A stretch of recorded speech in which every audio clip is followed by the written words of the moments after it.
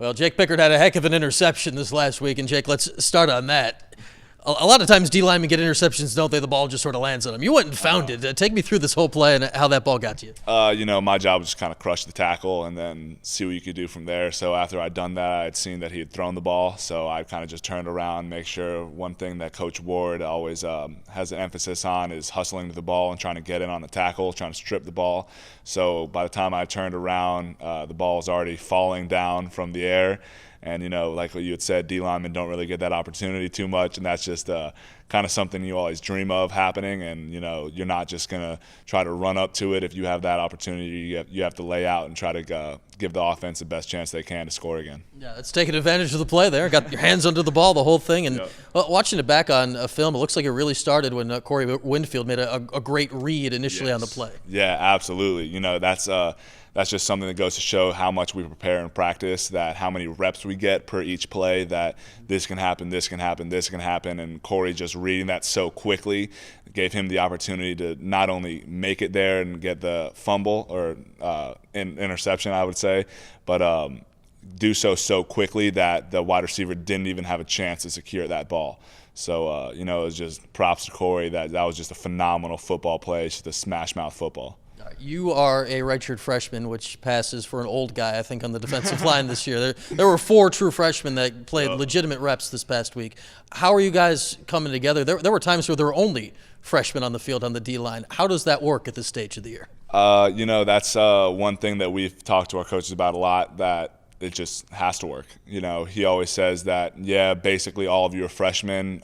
Most of our D-line, or all of our defensive ends and most of our defensive players have 0 snaps prior to this season playing as a college football player or at Syracuse University. Mm-hmm. So, he says, you guys are all freshmen, you guys are all inexperienced, but we don't have time for that. The preparation that we took over the summer and in spring ball, that you just kind of need to take steps that, you guys all may be freshmen, but we don't have time for you to be true freshmen. Yeah, even a guy like Deshaun Wilson's a fifth-year senior, but new to the program as the grad transfer from Colorado. So you look at this young group, it's come together, you're midway through the season. How would you rate the growth of the D-line from game 1 now through game 6? Phenomenally.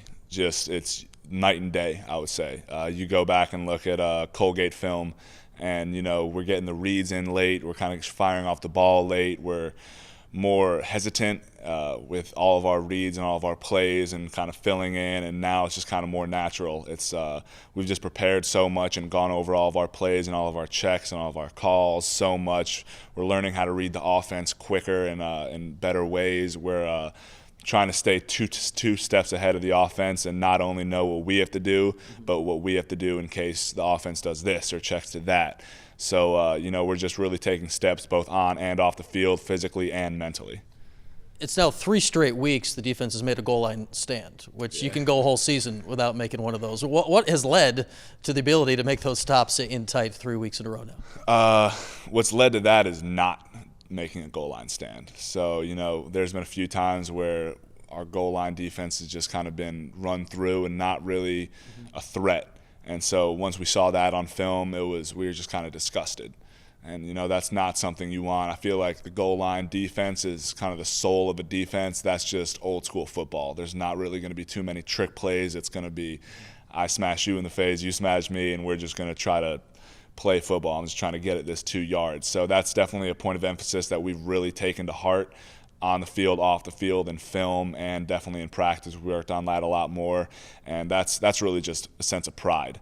Anybody can run the ball a yard, 2 yards, and anybody can stop them. It's really at that point a matter of who wants it more.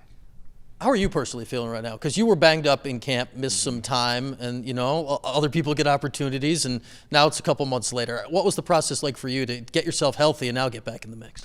It's a process. You can't take any days off. So you can't practice, but that doesn't mean that you can't do anything. You have to be in rehab and treatment 3 to 4 times a day, cold tub, hot tub, doing everything you can do to get back as soon as possible and get yourself healthy and keep yourself healthy throughout this long and tireless season. Feeling good right now? Yes, sir. Never better. All right, ready for Virginia Tech this week. They're coming in 17th in the country. What stands out about this team that really seems to have developed quickly under their new coach, Justin Fuente?